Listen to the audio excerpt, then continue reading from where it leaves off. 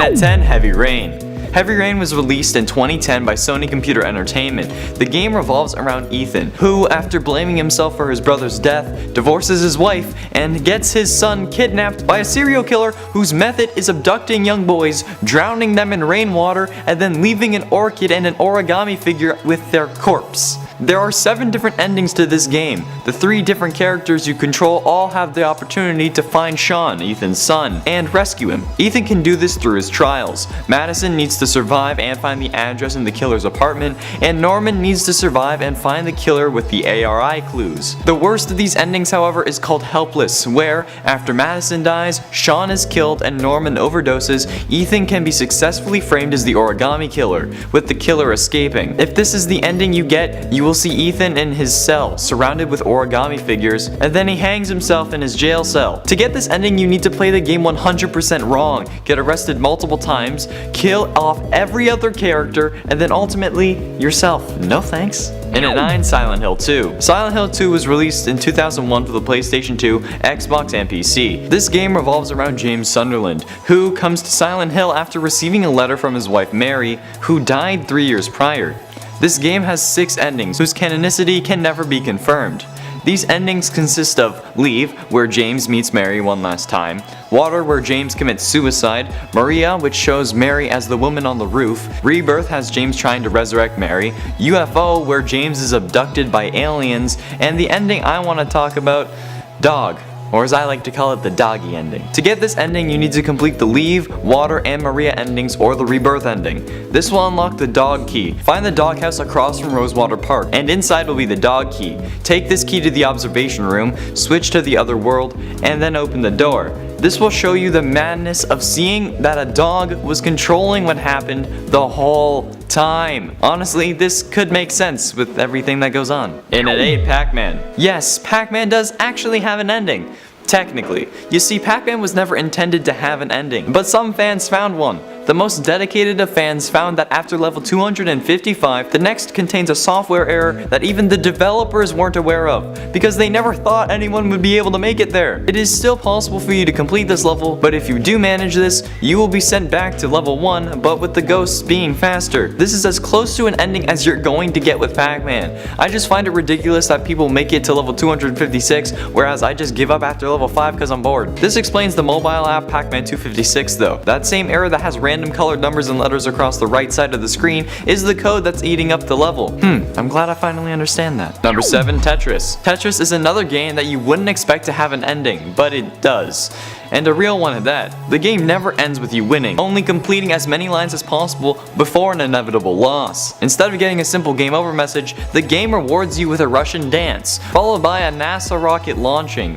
This was later changed to include dancing from some of your favorite Nintendo characters, and a palace that launches parts of it into the sky like a NASA rocket. Don't know why this was changed, but it was, and you can't help it. Can you make sense of this ending? Do you think it was a reference to how you built a tower to the stars, or was it some weird thing that nobody expected that they made just for the laughs? Let me know in the comments.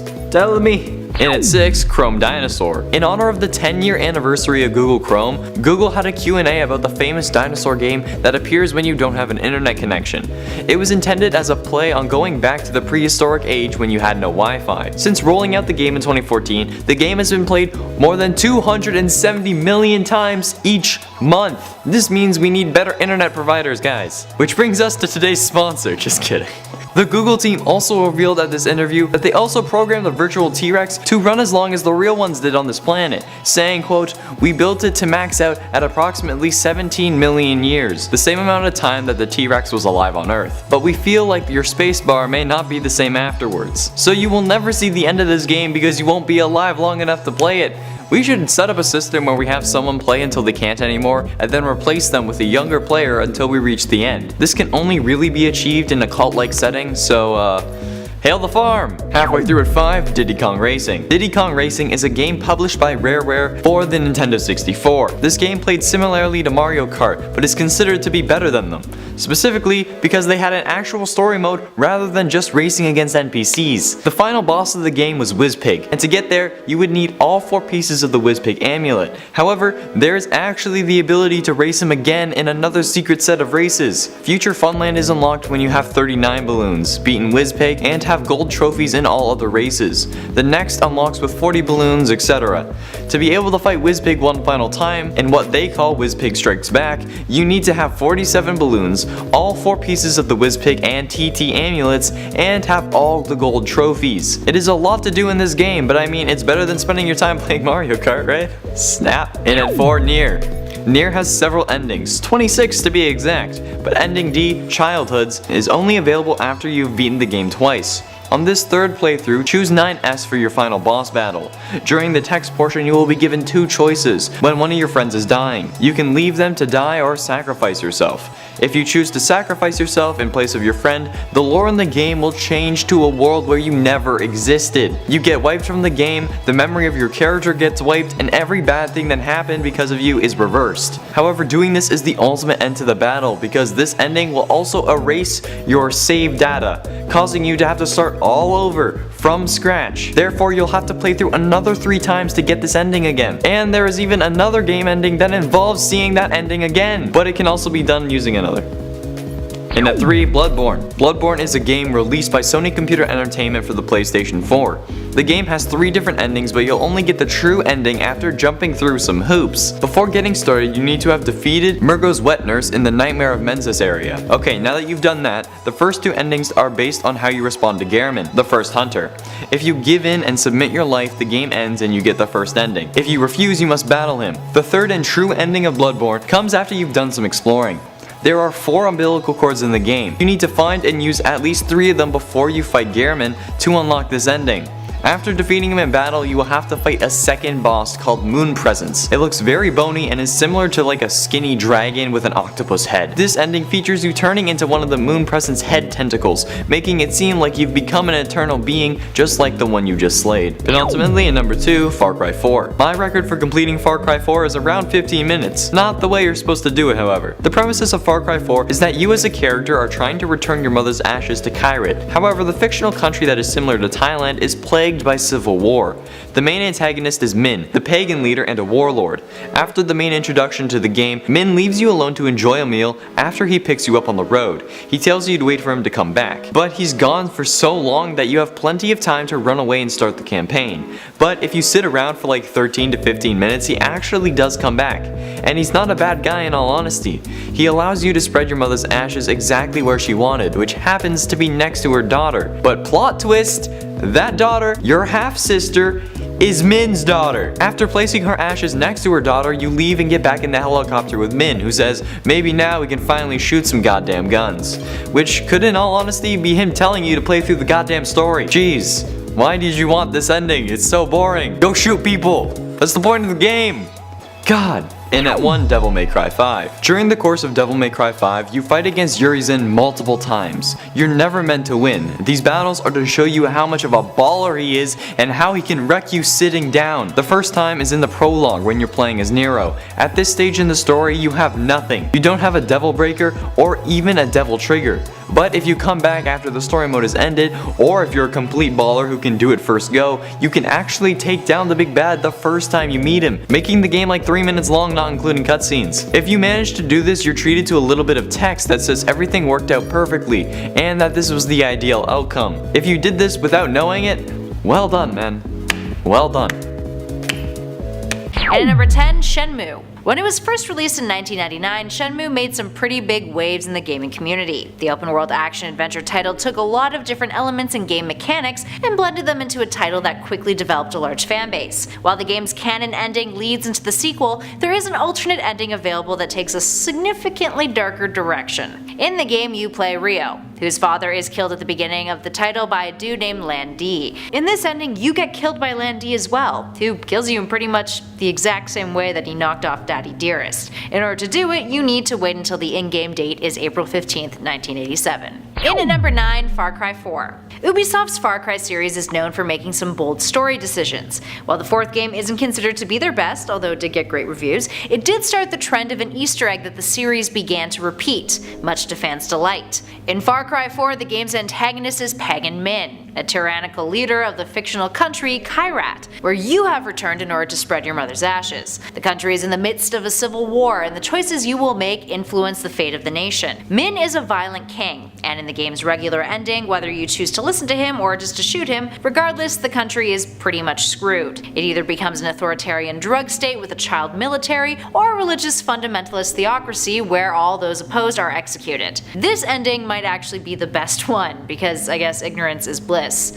When you first arrive in Kyrat, you're brought to Pagan Min, who asks you to wait while he takes care of some business, which is obviously torturing what he deems as terrorists. If you wait 15 minutes and do nothing, he actually returns and lets you spread your mother's ashes, and then invites you to join him in dominating over the country. The game then ends before it ever really begins. Moving on to number 8, Far Cry 5. Far Cry 5 continued the tradition of ending the game right at its start. This time around, the series is set in the fictional Hope County, a region in Montana that has been taken over by a doomsday cult called Eden's Gate. Its leader, Joseph Seed, is pretty darn terrifying, and in the regular ending of the game, he sets off a nuclear bomb that then leads into the events of Far Cry New Dawn. Anywho, similar to our previous number, you come face to face with the game's antagonist right at its beginning. Working with the local sheriff, you're brought into Eden's Gate in an attempt to have Seed surrender. Something that he does not do. You're given the option to put the cuffs on the father, but if you wait and ignore all the prompts from the NPCs, eventually you and the sheriff and the US Marshal leave, with the credits rolling. Seemingly less dramatic, but knowing that you didn't even bother trying to put an end to the cult and all of the terrible things that they do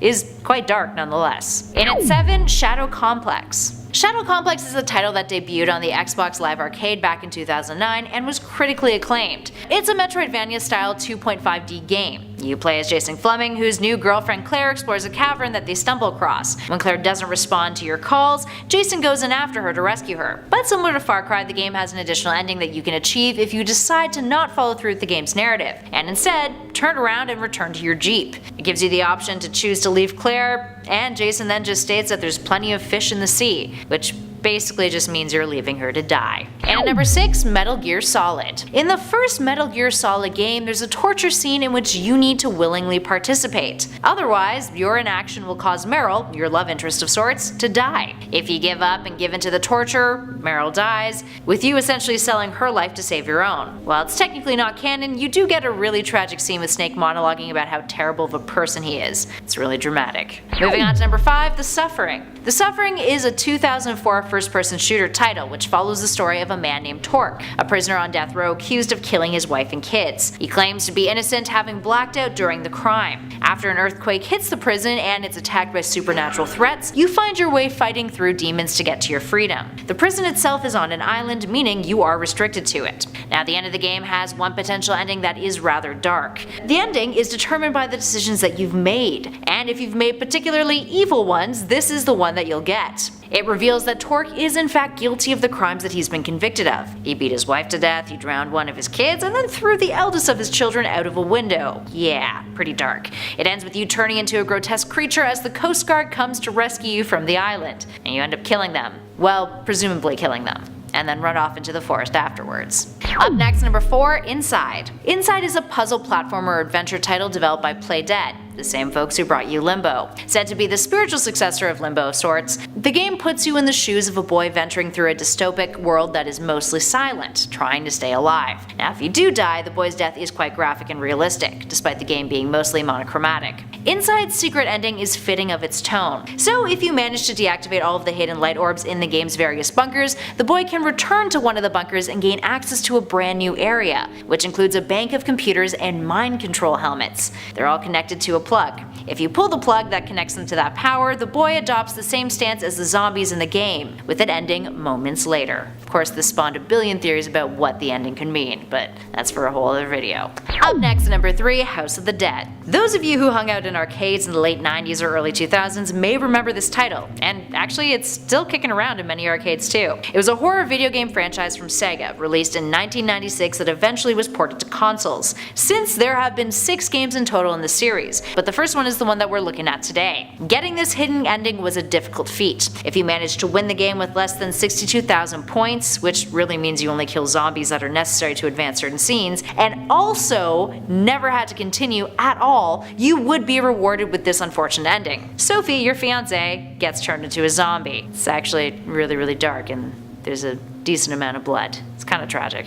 Moving on to number 2, Disgaea 2. The games in the Disgaea series are tactical RPGs, with the sequel title following the events of a human unaffected by a curse that the powerful overlord Xenon put on the entire human population of your home, Veldmine. There is one possible ending where you hear your fellow heroes being brutally dismembered, along with them screaming. Yeah, it sounds like flesh is being ripped apart, and it is pretty gruesome. Then the text that appears afterwards reads, "I am a being of solitude," before you're brought back to the main menu of the game. Now in order to get this ending, you need to have 99 felonies, kill over 99 allies, which includes Rosalind, the Overlord's daughter, and then defeat a boss that has a level of 2000, True Xenon, whose battle is only triggered after you kill Rosalind, who also appears in a pool of blood. Yeah, it's graphic. And finally, in at number 1, Drakengard. Drakengard was a title that was released in 2003, and is best known for its spin-off series Nier, which actually came to be thanks to one of this title's more absurd endings. There's 5 in total. While that's fascinating on its own, there's one potential ending in Drakengard that's very surreal and kind of traumatizing. An alternate ending that features not only time travel, but deadly cannibalistic flying babies that you need to fight. What makes it more insane is that when the baby's mother, who is massive in size, also joins in on the conflict, she opens up a portal to modern day Tokyo. You go through it and find yourself and your dragon impaled on a building, while fighter jets shoot away at you. The whole sequence is filled with really mental imagery,